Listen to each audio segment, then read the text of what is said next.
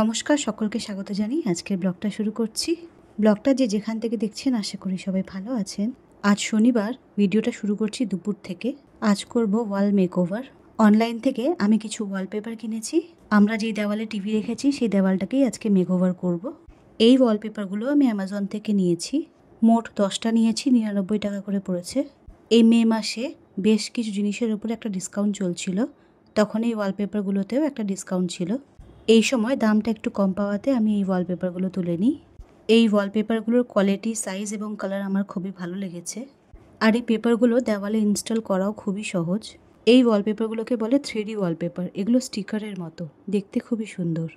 এগুলো দেওয়ালে লাগালে দেখতেও বেশ ভালো লাগে। খুবই সফট ফোম দিয়ে তৈরি, ওয়াটারপ্রুফ এবং ময়েস্ট প্রুফ। আর এই সাদা অংশে আটকানোর জন্য গোল্ডেন স্টিকার দিয়েছে। যে কটা খোপ, সে কটা খোপের মাপ করেই স্টিকারগুলো কেটে দেওয়া আছে।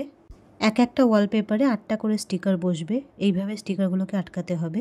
আমি মোট 10টা ওয়ালপেপার নিয়েছি। 10টা ওয়ালপেপারের জন্য মোট 80খানা গোল্ডেন কালারের স্টিকার দেওয়া আছে। আমি যেখান থেকে ওয়ালপেপার নিয়েছি তারাই খোপের মাপ করে স্টিকার কেটে পাঠিয়ে দিয়েছে।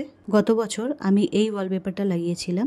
এটা লাগানো খুবই সহজ ছিল, আর এটাও কিন্তু ওয়াটারপ্রুফ আর ময়েস্ট প্রুফ। আর দামও খুব একটা বেশি ছিল না, একটা রোল 350 টাকার মতো পড়েছিল। গত বছর ওয়ালপেপার লাগানোর সময় কোনো ভিডিও করিনি, তাই ভাবলাম এই ওয়ালপেপারের সময় একটা ভিডিও করব আপনাদের জন্য। তাহলে চলুন এই ছোট চৌকো গোল্ডেন স্টিকারগুলো 3D ওয়ালপেপারের প্রতিটা খাপে এইভাবে বসিয়ে দিই। তবে এই গোল্ডেন পেপারগুলো পুরো গুণাগুন্তি দিয়েছে, একটা বা দুটো বেশি দেওয়া উচিত ছিল। এই ওয়ালপেপারগুলো লম্বায় 70 সেন্টিমিটার এবং চওড়ায় 77 সেন্টিমিটার। এটা আমি অনলাইনে দেখেই নিয়েছি। অর্ডার করার সময় সেন্টিমিটারটা দেখে নিয়েছিলাম। আর এগুলো খুব সহজেই পরিষ্কার করা যায়, একটা ভেজা কাপড় দিয়ে মুছে দিলেই পরিষ্কার হয়ে যাবে। আর এই পেপারে প্রচুর আঠা থাকে। এই পেপারের পেছনে যে রুপোলি কাগজটা দেওয়া আছে, সেই কাগজটা টেনে খুলে দেওয়ালে আটকে দিলেই হবে। তবে দেওয়ালে দেখে শুনে আটকাতে হবে। একবার যদি দেওয়ালে ভুল আটকানো হয়ে যায় তাহলে কিন্তু ওয়ালপেপার আর দেওয়াল থেকে খোলা যাবে না। দেওয়াল থেকে খুললে চুন সমেত ওয়ালপেপার বেরিয়ে আসবে, কারণ এর আঠা কিন্তু প্রচুর। মোটামুটি সবকটাই গোল্ডেন স্টিকার লাগানো হয়ে গেছে। এবার দেওয়ালটাকে পরিষ্কার করে ঘষে নেব।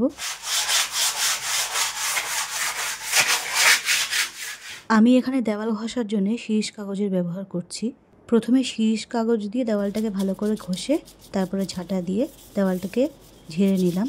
এরপর একটা ভেজা কাপড় দিয়ে দেওয়ালটাকে মুছে নেব, যাতে কোনো ধুলোবালি দেওয়ালে আটকে না থাকে।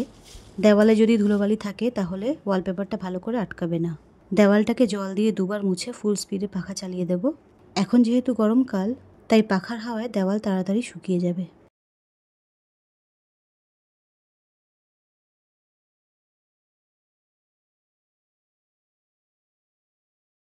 দেওয়াল ঘষার পর প্রচুর ধুলো বেরিয়েছে, সেই ধুলোগুলো পরিষ্কার করে স্নান করে এলাম।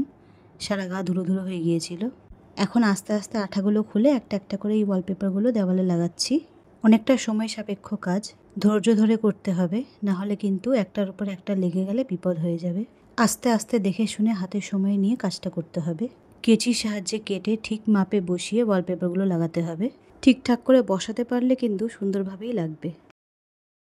প্রায় 4 ঘন্টা পর এতটা হলো। চলুন এবার বাকিটুকুও করে নিই। শেষমেশ আমাদের কমপ্লিট হয়ে গেছে ওয়ালপেপার লাগানো। একটু পরিশ্রম হয়েছে ঠিকই, কিন্তু দেখতে কিন্তু অনেকটাই ভালো লাগছে বলুন।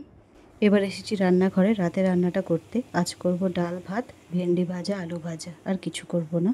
চটপট রান্নাটা সেরে ফটো ফ্রেম লাগাবো।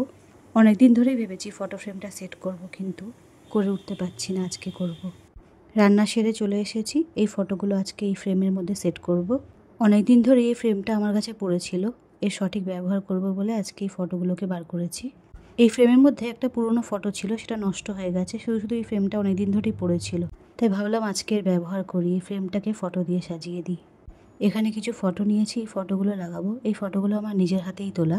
রাহুলের বাবা আমাকে একটা কোডাকের ক্যামেরা কিনে দিয়েছিল, সেই ক্যামেরা দিয়ে ছবিগুলো তুলেছিলাম। এটা দীঘাতে তোলা। রাহুল আর রাহুলের বাবা ঘোড়ায় চেপে বসেছে। আর এটা আমাদের নিচের ঘরেই তোলা ছবি, মামনি আর রাহুল। দুই ভাই বোনকে পাশাপাশি বসিয়ে নিচের ঘরে খাট ছিল, সেখানে ছবি তুলেছিলাম। এটাও আমার নিজের হাতেই তোলা। আর এটা হচ্ছে 6 মাসের রাহুল। ওর জন্য একটা প্লাস্টিকের পুতুল চেয়ার ছিল, তার উপরে বসিয়ে ছবি তুলেছিলাম। ওই টাইমে তো এরকম স্মার্টফোন ছিল না যে স্মার্টফোনে ছবি তোলা যাবে, তখন ছিল আমার কাছে কোডাকের ক্যামেরা, ওই দিয়েই ছবিগুলো তুলেছিলাম। এখানে একটা A4 পেজ নিয়েছি। এই পেজটাকে এই তক্তার উপরে লাগাবো, কাঠের এই ফ্রেমটার উপর।